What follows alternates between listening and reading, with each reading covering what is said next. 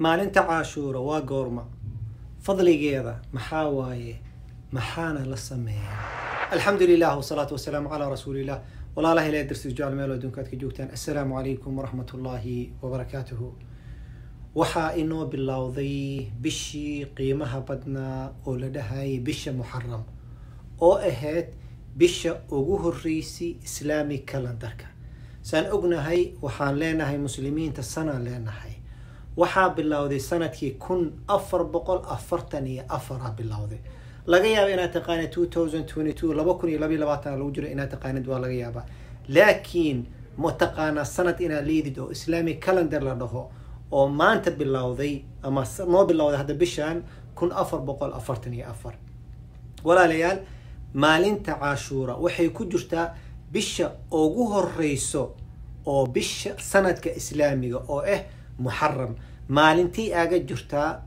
sababta loo soomaayana maxay tahay walaalayaal cabdullaahi ibn cabbaas radiyallahu canhuma wuxuu yiri ma arkin nabi maxamed sallallahu calayhi wasallam maalin uu raadinayo soonkeeda inuu soomo fadligeeda oon ahayn maalinta caashuura iyo bil uu aad u raadin jiray soonkeeda iyo fadligeeda oo bisha ramadaan يعني نبي محمد صلى الله عليه وسلم مالنتو آدو رادين جري فضل جري إيصون كذا وحواي مالنت عاشورا بشو آدو رادين جري إنو صوم فضل جذا نهران وحواي بش رمضان واي بش مركا عاشو أو محرم وحاكو جرت مالين لرا عاشورا مالنت أصل صوماي وإدين شيء دورا مركيسور دواتي إن شاء الله تعالى ومالنت طبعا دواي فضل جذا محاوي مالنت أصل إلا صومه نبي محمد صلى الله عليه وسلم سببت أسومي جري مالنتاس أما أصحابتيس ووضح إلا صومه محيطة لبدا سؤالات الجوابين حديث صحيح مسلم كجرو رسولك صلى الله عليه وسلم محويري صيام يوم عاشوراء مالنت عاشوراء إلا صومه أحتسب عند الله إلهي أكتيس وحان كرجينا أن تكفر السنة الماضية إني دافتو سنتكي لصو دافي دنبيجيدا أما صيام يوم عاشوراء مالنت عاشوراء لصومه تكفر السنة الماضية مالنت عاشوراء هدا سونتid hal sano ayaa lagu dambi dhaafaa hal sano 365 maalmood ama 360 maalmood ka badan dambiya sameynaysa hal maalin soonkeeda lagu dhaafaa maalintaas marka waa maalin aad u qiimo badan waa maalintaasna waa maalinta tobanaad oo bishan maalintaas kaliya lama soomo maalina laga horeysiya ama laga dambeysina markuu soo dhawaada insha Allah taala idin sheegi doona insha Allah taala laakiin sababta loo soomo nabiga loo soo maxay tahay nabiga sallallahu alayhi wasallam markuu Madiina yimid wuxuu arkay yahuudo soomayso arkay markaasuu wuxuu yiri maxaad u soomaysaan maalintan ama yahuuda maxay u soomaan maalintan waxay dhaheen waa maalintu ilaahay badbaadiyay nabiyullaahi muusa calayhi salaam waa maalintu ilaahay badbaadiyay sidaa darteed mahadcelin aan ilaahay ugu mahadcelinayno ayaan soomaynaa maalinta nabi maxamed sallallahu alayhi wasallam wuxuu yiri nahnu awlaa bimuusa minkum annaga ayaa muusa idinka xigno idinka muusa waaba ku kufriseeno waana beenna waa ka sheegteen ma asigoo idinka xanaagsanna wuu dhintay hadalka ugu dambeeyay uu ka soo baxayn waxa inuu bari idinka yahay annaga idinka xigna muusa nabi maxamed sallallahu alayhi wasallam marka wuu soomay asxaabtiisana wuxuu ku yiri hal soomo maalinta caashuura hadaba walaalayaal maalintan soonkeeda in la soomo muhiim waaye goormay noqon doonta aniga idin soo sheegay insha Allah taala waxaan rabaa inaan idin sheego inay maanta bilaabatay bisha muxaram ay bilaabatay maalmaha la soomay ay soo dhawaatana idin sheegay maalinta la soomo maalinta caashuura macnaheedu waa maalinta 10aad 10 laga soo qaaday caashuura waa maalinta 10aad waaye maalinta 10aad oo bishan ayaa la soomaa maalinta 10aad bishan markay gaarto markay soo dhawaatana idin sheegay 2 maalmood ama 3 maalmood ka dhimanta ana idin soo sheegi doona insha Allah taala saan sii soona laakiin qofkii raba inuu sii soomo hadda soonka sii bilaabo wuu bilaabi karaa oo wuu soomi karaa lana bishan waa bishii la soomi jiri waaye bishan waa soomi kartaa ilaa 9 la gaar ama ilaa 10 maalmood ugu horeyso waa soomi kartaa daartu wax ku diiday male lana waa bisha muxaram waaye rasuul sallallahu alayhi wasallam wuxuu yiri soomanku ilaahi ugu jecel waxa waaye soom shahrullahi muharram bishi ilaahi in la soomo muharram su'aala laga yaabaa inuu qofku isweydiiyo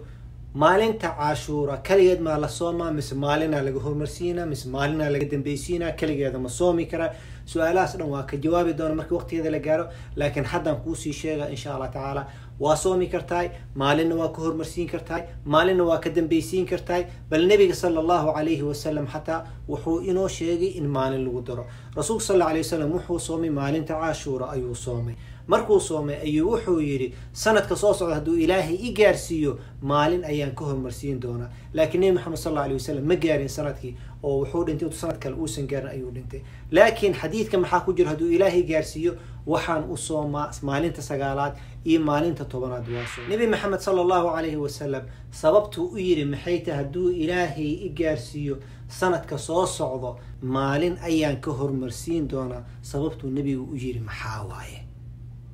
rasuul sal xadiid kaluu noogu sheegay wuxuu yidhi waxaan jeclahay inaan khilaafo yahuuddaan jeclahay inaan khilaafo because annaga muslimiinaan nahay unique aan nahay diin waxaan wadanay diinta ugu dambeeyey qof kale isuma ekaysiinayno maadaama maalintan yahuudda ay soonto